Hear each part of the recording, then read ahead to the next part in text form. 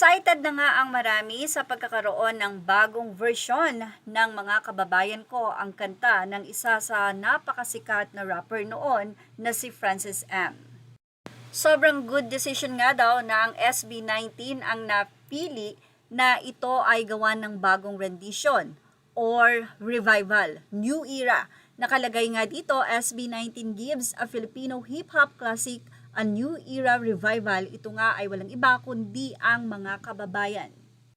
Ang nasabing revival ng SB19 ng mga kababayan ay maririnig at isa sa soundtrack ng nasabi nga pong movie na Forgotten Islands na mapapanood ngayong darating na Setyembre.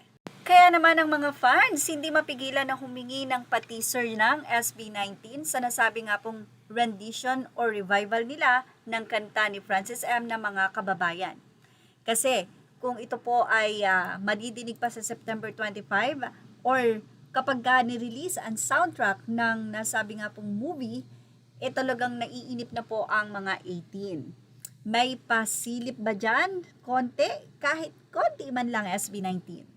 Anyway, ang balita nga na ito na ang pag-revive ng SB19 sa kantang mga kababayan ni Francis Magalona para sa animated film na Forgotten Island ay nagdulot ng grabing excitement dahil isa ito sa mga pinaka-iconic na makabayang awitin sa OPM. Ayon sa mga ulat at social media posts, bahagi nga ng soundtrack ng pelikula ang bagong bersyon ng kanta.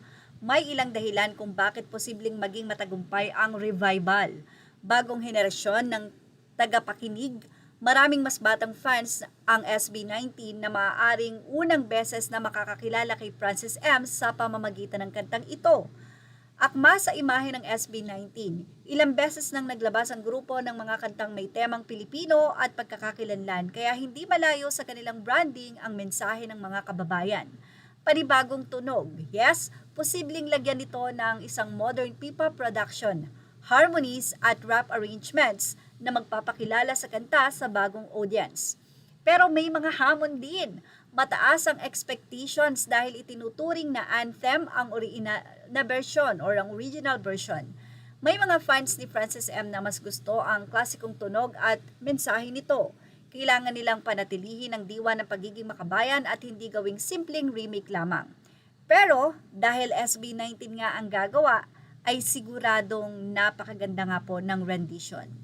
At yan ang ating Showbiz Snap update. Images are all credit to the rightful owners. Thank you for watching. Please like, share, and subscribe.